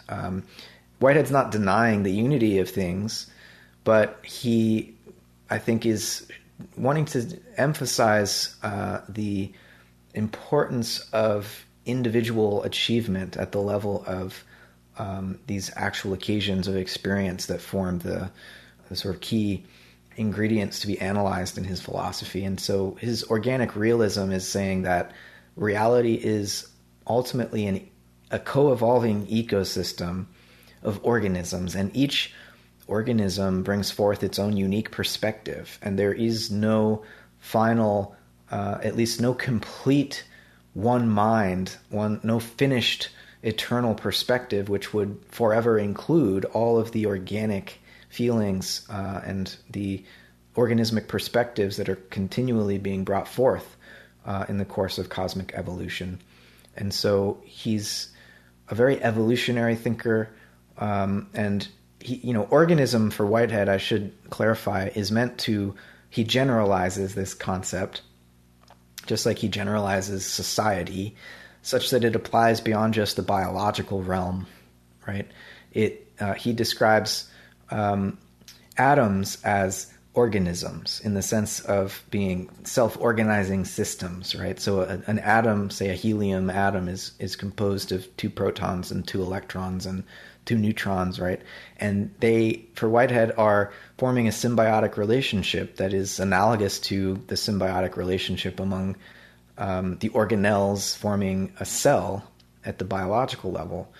And so organisms compose the universe at all scales, right? That's organic realism. It's an evolving ecology of organisms, whether we're talking about the biosphere or the solar system or the galaxy, and so on. And so there is a reality out there. It's composed of experiential agents or organisms. And this is, I think, just a different emphasis than idealism. Often materialists see when I talk about Whitehead's pan-experientialism, they're like, oh, that's idealism. And from a materialist point of view, yeah, it is kind of like at least more idealistic, though Whitehead, again, is emphasizing the relationality among organisms rather than the ultimate reduction of individuals to the one mind. Yeah, that makes a lot of sense, and it's really a beautiful way of sort of comprehending the cosmos. It doesn't do the Hegelian absolute spirit or the Berkeleyan, God maintains the material world when we look away sort of unity of consciousness. So that's very interesting. Yep. All right, well, let's go ahead now that we have a grasp on, to be honest, a complex philosophy, and I know Process and Reality in particular, his magnum opus, is a notoriously difficult read, but that's nothing new in philosophy. But I do want to talk about politics, because Whitehead lived through both World War I and World War II, and although his philosophy is more focused on science and metaphysics and a lot of other things besides for politics, I do wonder, did he have a discernible politics, especially in the face of World War II, liberal capitalism versus communism versus fascism? And did he ever engage with the work of Marx and Engels? Because as I've sort of alluded to throughout this conversation, Marx and Engels' dialectical materialism, specifically the dialectical part, seems very much in line with process philosophy as a way of viewing the world. So I'm very curious if he ever had that engagement at all. Yeah. So Whitehead does mention Marx, at least there's a book published by the journalist Lucian Price called Dialogues of Alfred Whitehead, and we have to trust Price's memory and fidelity to the actual conversation, but he does record Whitehead discussing Marx and the plight of the worker Whitehead was not a Marxist. I think it's fair to say he was kind of classical liberal. In his time, when he was still living in Cambridge and then London, definitely was a progressive in the sense that he was involved in the women's suffrage movements and equal access to education for women, and was, in his short autobiographic statement, Whitehead reports that he was egged more than once by in the context of political events by those who weren't as progressive as him. And so in his context, I think a kind of progressive liberal, definitely has some Victorian colonial residues in his historical understanding. There are some cringy moments, and this is just typical of any thinker in this age for the most part, that he'll talk about North America or North and South America as empty continents prior to the arrival of European colonists and conquistadors and whatnot. So, you get that stuff, which is typical of late 19th century, early 20th century thinkers. In the 1920s, it was like the height of the British Empire, right? And so Whitehead's coming from that context, and you see that reflected in his account of civilization. Though there are aspects of his view that I think we should not just quickly dismiss, right, as imperial colonial holdovers, because unlike the Marxist dialectical materialist point of view, Whitehead is not willing to say that history is driven by material conditions. He thinks that ideas have a potent role to play in the evolution of human societies and culture. In Adventures of Ideas, his 1933 book, he traces the dawning realization of the ideal of freedom through at least Western European history, and shows how the way that ideas only gradually manifest in the context of human societies and take root in human institutions that can actually sort of defend and apply these ideals. And if you go back to ancient Greece, right? Aristotle famously says there couldn't be such a thing as philosophy without slavery, right? Because without the leisure time afforded to an elite, a cultural elite, by masses of slaves that do the manual labor, Aristotle thought, well, we couldn't have higher learning. And it's only over the course of thousands of years that this is rooted in a sort of philosophical critique of existing social practices, that the idea of freedom is expanded and established such that it became only less than 2 centuries ago. Most civilized so-called societies realized that they couldn't continue to practice slavery and pretend to be civilized. And so, from Whitehead's point of view, there was basically a religious impulse that was striving to realize itself over the course of thousands of years, and that without that religious impulse and that longing for the actualization of the idea of freedom in human society, that we wouldn't have ended slavery, right? And of course, a Marxist would say, well, technology advanced, and really capitalist markets were instrumental in what was hoped to be the eventual overcoming of capitalism, and that it's really these economic drivers that are allowing slavery to be eventually overcome. I don't think Whitehead was overly so idealistic that he thought that material conditions didn't matter, but he also is not willing to ignore their power, the power to shape history that these ideas have. So he's a bit, I think there's some tension here between a dialectical materialist view of history and Whitehead's view. Yeah. In the historical materialist Marxist vision of things, that the idea of something like freedom would be generated by underlying, as you said, or you alluded to, underlying economic forces that are changing society as a whole, and then these ideas are generated in the superstructure. But Whitehead seems to think that these ideas have some causal power, at least parallel in power to the material underpinnings of society and its evolution. So I mean, from a Marxist perspective, we would be a political idealist, just for making that claim. And but Right. in any case, it's interesting. And so the materialism thing, that's where the disagreements come in. But do you have anything else to say on the dialectics? Obviously, dialectics go much further back than Marx and Engels, though they did put a particular spin on it.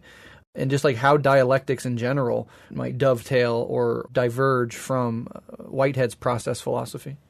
Yeah, well, there's no question that Whitehead is a dialectical thinker, and you can see dialectic throughout his key concepts. Concrescence, is a dialectical process of synthesis, and you could say that this is coming out of the work of Hegel. Whitehead was surrounded by British idealists and Hegelians, and he says he tried to read Hegel and couldn't do it, but he definitely absorbed through osmosis, as it were, a sort of Hegelian point of view from various colleagues and friends who were steeped in Hegel. But really, dialectic goes back to Plato. Mm-hmm. And it's just this sense of reality as a process wherein contradiction is intrinsic, right? And but you don't stop at the contradiction. There's a process of overcoming or sublation, whereby reality resolves the contradictions which erupt from its heart and is thereby able to, in some way, creatively advance beyond the dilemmas and the dualisms that it was faced with. So it's a view of reality as, I think, pregnant with possibility, and that even when it feels like you've reached a dead end and that you're completely trapped, something cracks and a new reality opens up in the midst of the closure that you thought you had arrived at. And so it's an important form of logic whereby, you overcome these old Aristotelian notions of the excluded middle and the principle of non-contradiction. It allows us to think through contradiction and sort of arrive at the other side. Absolutely. Where are your political sympathies? Where do they lie, and do they diverge at all from Whitehead's more progressive liberalism? Well, I think we've reached, this moment in history is, and it's hard to speak about your moment in history when you're in the midst of it, but right. I was very deeply involved, body and soul, in the Bernie Sanders campaigns in 2016 and 2020, the primary campaigns. And in the last one, for a second there, it looked like this movement was actually going to have a chance, and then it got totally squashed. With the primary in South Carolina and the full weight of the Democratic establishment coming down to douse the fire. Yep. And after that, I just became so, I was already questioning whether the Democratic Party could be reformed, and unsure where the political left in the United States could turn. I don't think the word socialist is ever going to fly with most Americans, unfortunately. And so for me, I'm in a process of trying to understand the future of politics beyond liberalism, beyond any form of nationalism, and I think also beyond communism or Marxism, at least as it has been traditionally understood and applied, whether in the Cultural Revolution in China or in the Soviet Union or elsewhere. I think liberalism, communism, and fascism are the attempts, the attempts at political modernity that have failed, right? And where do we go next? I am really increasingly desperate to find others who are interested in having that conversation. I think there are important principles and ideals that we can take, from Marx's corpus and from certain liberal ideals. I do value individuality, though I think individualism is something else that disembeds the individual from the communal context within which we come to be. So to become an individual, you need a loving family and community to enculturate you so as to realize your freedom as an individual. You don't come into the world as an infant with a sense of liberal or rather libertarian autonomy. Yeah, exactly. So, I'm kind of searching. Right now. I think, anarchism and social ecology and these sorts of points of view are feeding my hunger to some extent, but I'm really eager to actually organize and figure out ultimately what may need to be a post-constitutional order in the context of the United States, because the current government, the current constitutional order is perhaps unfixable. That's the conclusion that I'm increasingly. I'm not happy to say that, but I don't know that we can salvage it at this point. Yeah. Yeah, I really appreciate your honesty and your candor there, and I agree with much of it. I think I still hold out a lot of faith in the communist ideal, in that viewing communism as a process itself that is updated through attempts to implement it and experiment with it. But communism, broadly conceived, includes elements of social ecology, includes elements of anarchism as well. But I think people in general are looking for another option. They see that this way of living is dying, if not already dead. And some of the answers already on hand, more like Marxist orthodoxy from 100 years ago, or certainly any form of fascism, is no way forward at all. The consciousness, the way of relating to ourselves, to one another, to the natural world, that has to change in profound ways, and I think in egalitarian ways, which are very much aligned with the radical egalitarianism of the far left. But again, I think we're at this crossroads as not only a society in the U.S., but as a species. And I think nature itself is sort of giving us an ultimatum: evolve or perish. The old saying that comes out of like Rosa Luxemburg of like socialism or barbarism, I think that still holds true, because the wealth and resources of our planet need to be equitably shared. They cannot be, siphoned up to a tiny handful of ruling global elites, the capitalist class. And continue on as we have, and there's things inherent in capitalism that I think give rise to the eco-crisis, etc. But in general, I think, progressive thinkers, anarchist thinkers, communist thinkers coming into dialogue, I think is important, and always emphasizing, I think, the experimental aspects of the Marxist tradition, of rejecting all forms of dogma and orthodoxy, and understanding this is an open-ended, ever-evolving process that requires open experimentation. It's never going to be taking something from 100 years ago or 50 years ago or yesterday and applying it to today in the present moment as if it's going to fit perfectly. So I think on those points, at least, I think you and I can definitely more or less agree. Yeah. I mean, that sounds good to me. We definitely need to be creative and experimental. The one thing I'll add from, just to bring Whitehead back in here, sure, is he's not a cheerleader for capitalism, but and because he does recognize the exploitation of labor, and he actually had a chance to meet FDR's wife Eleanor, and was very approving of the New Deal, and felt that it was way overdue. But he didn't think that he certainly didn't think that the state should have control over the economy. And the reason is that when he looked at history, he saw the role that commerce and trade played in actually bringing societies and cultures together. Obviously, slavery was a tremendous stain upon this, because it was highly profitable and a major part of commerce for thousands of years. But it was eventually, in some ways, the need for trade and commerce that you could say was a major factor, along with the religious impulses that Whitehead points to, that commerce was also a factor in ending slavery, in the sense that the technologies of the industrial North increasingly freed up the need for all that human labor. And that without that economic incentive, even though Southern plantation owners were getting very rich, as well as the Northern and European bankers who were funding slavery, Sorry, that's my dog scratching okay. her collar. Hey. So there's also this economic factor that is leading to, and I think Marx recognizes this too.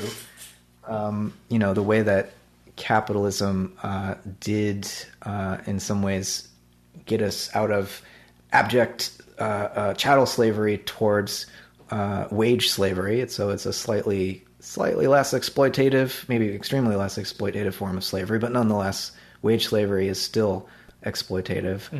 Mm-hmm. So there's these other factors, but I think that the point is that commerce is something that Whitehead felt needed to be, with all the appropriate social and ecological restraints enforced by the state, nonetheless not something centrally controlled, because it would just lead to inefficiencies and favoritism. And really, there are plenty of historical examples of communist regimes who ended up just reproducing the same sort of class structure that they were supposed to be overcoming. Mm-hmm. Yeah, I largely am sympathetic with that point of view. The thing I kind of will toss out there with that transition from feudalism and forms of slavery into capitalism is, the liberal bourgeoisie were the progressive social force at that time, right? With the French Revolution, for example, even the Haitian Revolution.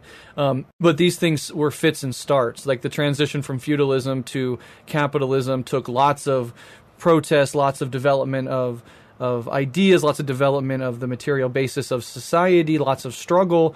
And so the first ever attempt to build a socialist egalitarian society, the Russian Revolution, of course failed, because the first attempt to move from feudalism to capitalism would fail. I mean, the French Revolution itself got drowned in the blood of the Napoleonic reaction to it. And so that's very dialectical as well. But yes, those experiments ending in failure ultimately, I don't think ultimately takes away from the idea. And also there's the Marxist idea that you can't, in theory at least, you're not supposed to, quote unquote, lay your hands on the ready-made machinery of the state and just use the bourgeois state as the mechanism of control and power to implement socialism. But people find it very difficult when they're immediately attacked, like the Russian Revolution was immediately attacked and descended into civil war. And every attempt to build socialism has been ruthlessly attacked, led almost always by the U.S. and its allies.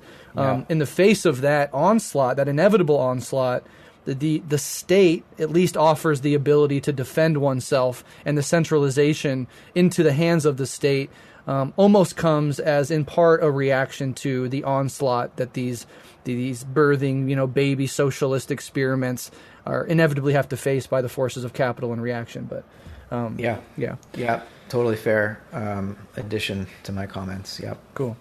All right, well, let's go ahead and move on, because it wouldn't be a Rev Left episode if I didn't focus on Buddhism.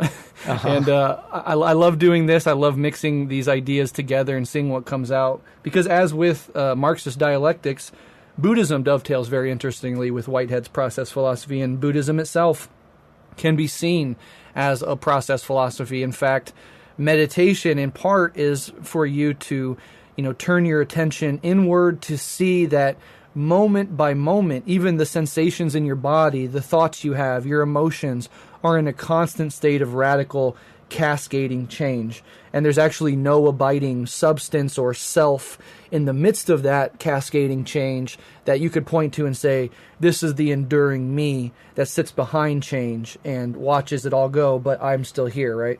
As an individual ego separate self, perhaps as pure awareness.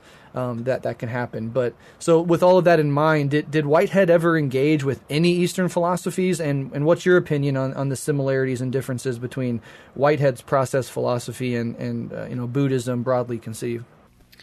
Yeah, well, in his book Religion in the Making, which I think also came out in 1929, right after Process and Reality, or maybe right before, in any event, in that book he engages with Christianity and Buddhism, which he feels are, in his terms, the two rational religions. And so we can say, good job, Whitehead, in including an Asian tradition, but he doesn't have too many kind things to say about Islam. And so I think he's not a scholar of religion. He has his cultural and British imperial biases here. He didn't, I think, have exposure to the mystical strains within Islamic thought, or he might have made a different judgment here. But in any event, he highlights Christianity and Buddhism because he feels that they are the most reasonable, the most rational religions, and he articulates this evolutionary process, this cultural development coming initially out of the sort of ritual play, like Robert Bella's view I was talking about earlier is very much Whitehead's view, that certain primal peoples would engage in ritual performances because they reliably produced certain religious feelings and emotions, and gradually these rituals were symbolically elaborated, and myths developed, and belief in the myths, and then gradually from that point, these myths and beliefs were systematized, and generalizations were extracted, and whole theologies or traditions emerged which were aiming to be kind of logically consistent and ethically coherent and so on. And he thinks that Christianity and Buddhism have taken this process the furthest. They're quite different, though, in that for Buddhism, it's more, in Whitehead's terms, the emphasis is more on creativity, which is this process of, you could say, dependent co-origination, which is an idea that comes out of especially like Madhyamaka Buddhism.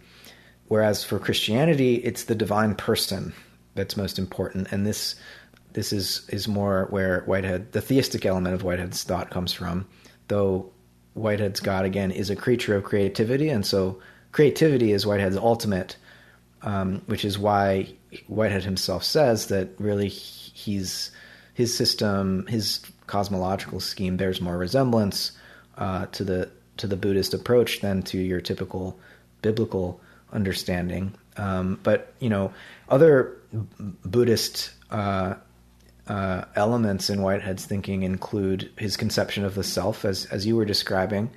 Meditation, in its various forms, reveals the sense in which there is no abiding substantial self. Rather, there's a continual flow from moment to moment. Whitehead says, in Process and Reality, no thinker thinks twice. We are becoming new in each moment, right? Not only because we are adding new experience to our own historical root, right? But also because there's this influx of the other and others into each moment of our experience, as I was describing earlier. So again, it's dependent co-origination. Each moment of our experience arises out of a nexus of causes and conditions, though there is, in Whitehead's view, in the process of concrescence, the achievement of subjective point of view. It's just that in Whitehead's scheme, the subject is momentary and perishes, right?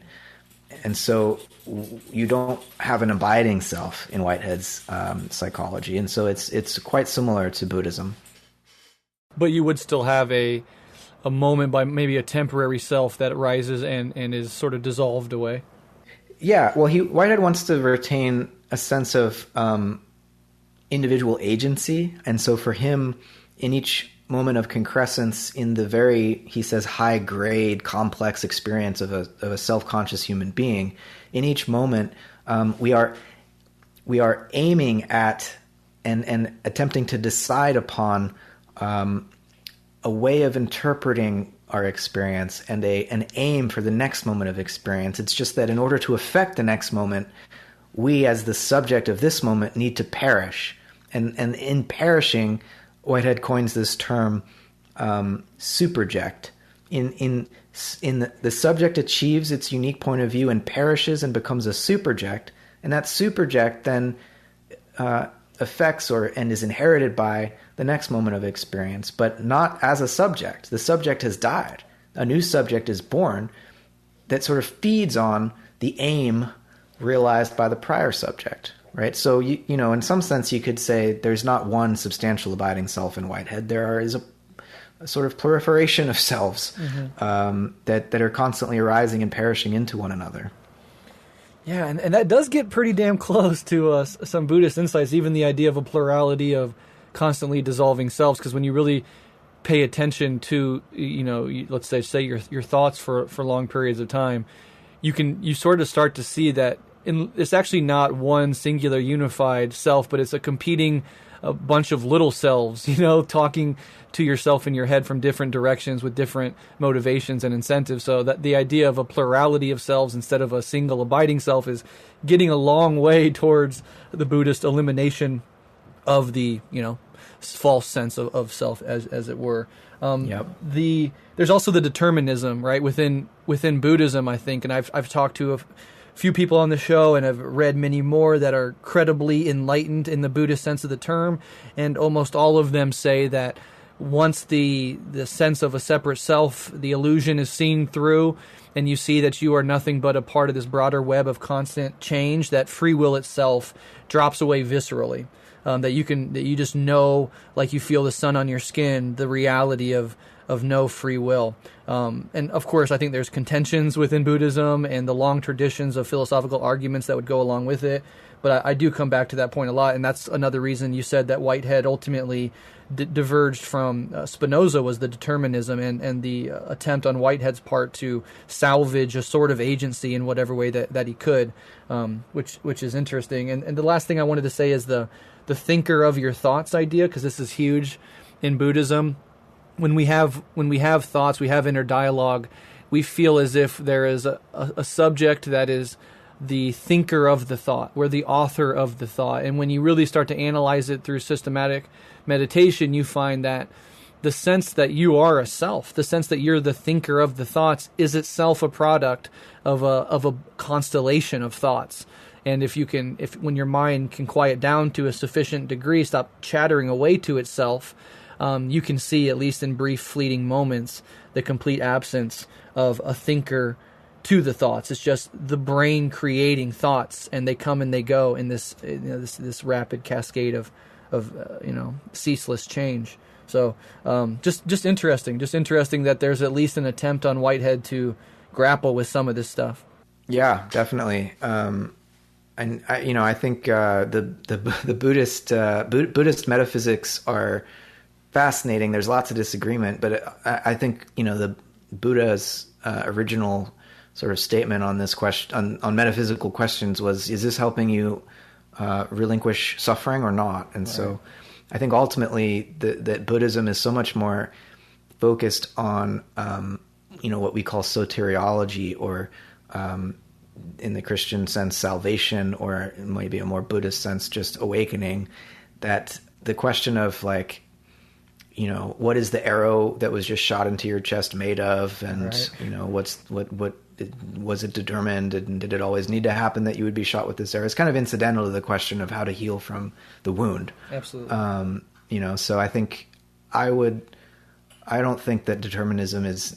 So Schopenhauer definitely thought that Buddhism implied determinism as one example, but I don't think it necessarily does. Think of the whole Zen tradition and the emphasis on like spontaneity and this freedom that comes from recognizing that there is no self. So it's not a kind of free will of a substantial self that's acting in the world so as to subvert the causes and conditions, but rather just this sense of free spontaneity and creativity, right? That you're not really determined by the past, even if there's no you to be determined, right? Mm-hmm. So I think we really have to rethink the dichotomy between free will and determinism in this sort of a context. Yeah, that's very interesting. I like that point a lot. And just for the last thing I'll say on this is, with the determinism aspect, you're right about the spontaneity and the creativity, but I have heard it described by some practitioners, credibly enlightened practitioners, that it's like a natural force is acting through me, like in the absence of a self that deludes itself into thinking that it controls and it has agency. that there is a spontaneity and a creativity that emerges. In fact, it's much less fettered because of the ego and the burden that it imposes and the constriction it imposes, it falls away. But it's almost as if a natural force is acting through you. You become more of a vessel. But as you say, these are continent-spanning and millennia-spanning traditions, and within them there is a cacophony of disagreement and, splits in the tradition from Theravada to Mahayana Buddhism, and then all the sects within those broader umbrellas. So, too much to get into here, but certainly a long history of debate on these very deep questions. Let's go ahead and move here. I mean, I want to be respectful of your time. We're coming up on 2 hours, so I'll just ask another question or two. But I did want to touch on this because a major legacy of Whitehead's philosophy was his metaphysics, his holistic metaphysics, being taken up by ecologists. And particularly in the age of the eco-crisis and climate destabilization, it seems that Whitehead has something, if not plenty, to offer here. So can you kind of talk about that legacy and sort of how exactly his ideas are taken up by ecologists and environmentalists, etc.? Yeah, I mean, as an organic realist who, as I argue in my book, basically replaces physics as the ground floor of nature with, like, the study of physics with the study of ecology, in the sense that, the universe is ultimately composed of co-evolving organisms. It's quite easy to see, I think, the application to ecology. And in 1925, when Whitehead was writing Science in the Modern World, he was already in that book well aware of the destruction of the industrial mode of production, in that, particularly in the context of a materialistic worldview, industrialization doesn't recognize the qualitative values of a landscape, and instead just imposes forms for their sheer efficiency and profit making, or even, I think we could look at the ecological environmental records of the Soviet Union and China and see that this isn't unique to capitalism, in the sense that the mechanistic mindset gets imposed upon natural systems so as to extract resources, whether for profit or, to try to equally distribute to the energy and goods to human beings.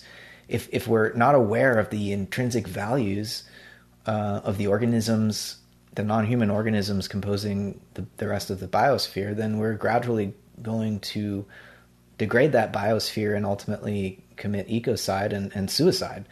And so, Whitehead levels one of the earlier critiques of the whole industrial mode of production, and wants us to come to see value as something that transcends human society and certainly human individuals. Human values are derivative from the values of the organisms composing our environment, our Earth community, right? And so without those values, which, again, it's not human aesthetic value that's projected onto nature, it's not just human economic value projected onto nature. Nature is intrinsically valuable because nature is composed of the experiential perspectives and the aims of a multitude of other creatures, right? And we are one among that multitude.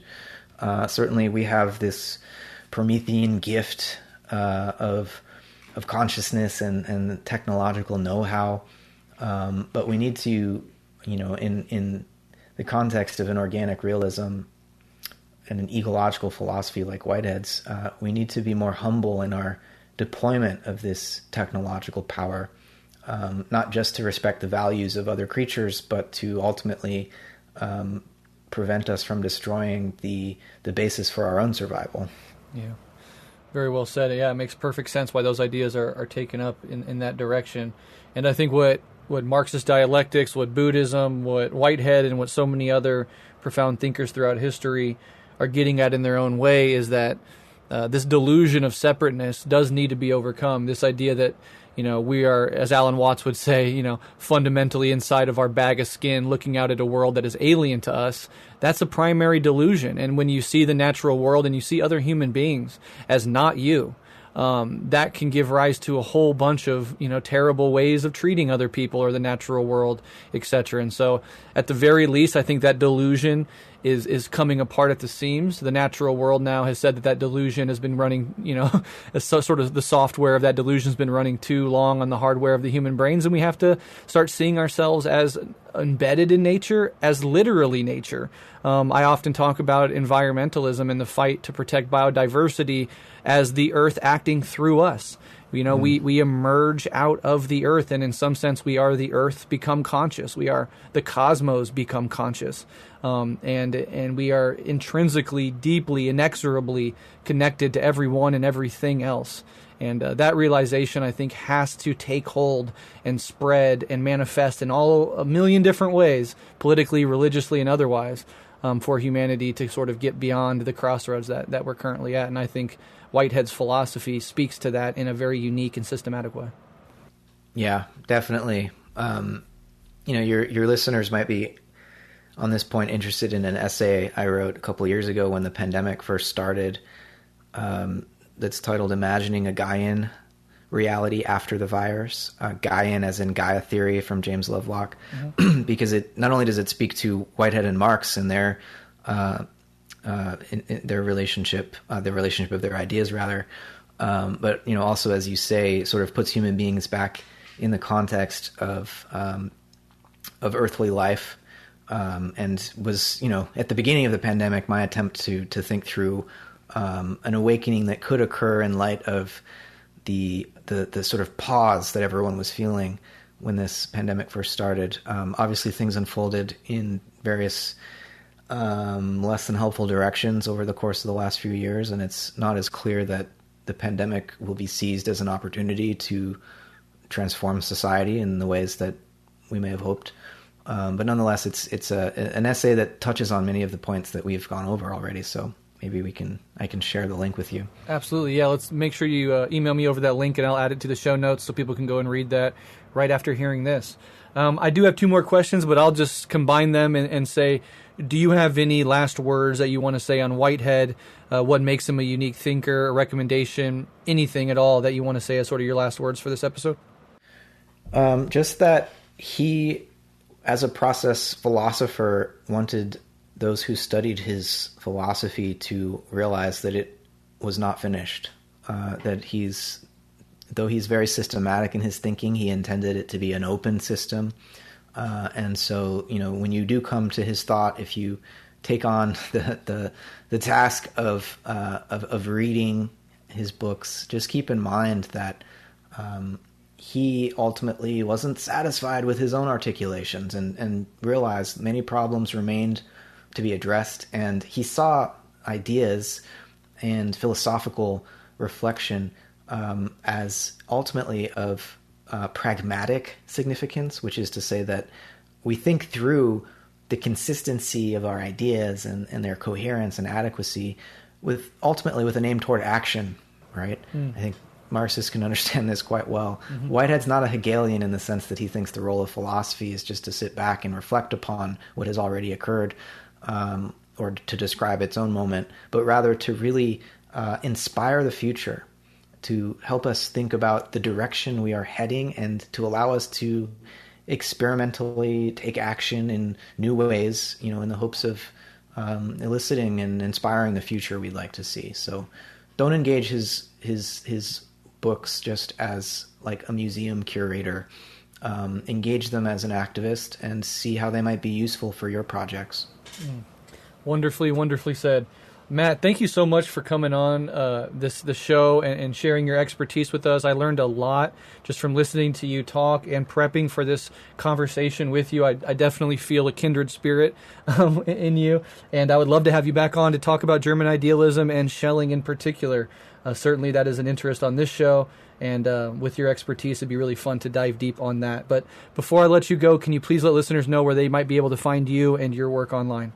Yeah, sure. And just likewise, Breht, felt the kindred spiritness and look forward to the next conversation on German idealism. I have a blog, footnotes 2, Plato.com, and I'm pretty active on Twitter Footnotes to Plato is my handle there. And on YouTube, same thing, Footnotes to Plato, which, for those who don't know, is a reference to Whitehead's famous statement that all of European philosophy can be safely characterized as a series of footnotes to Plato. Yeah, absolutely.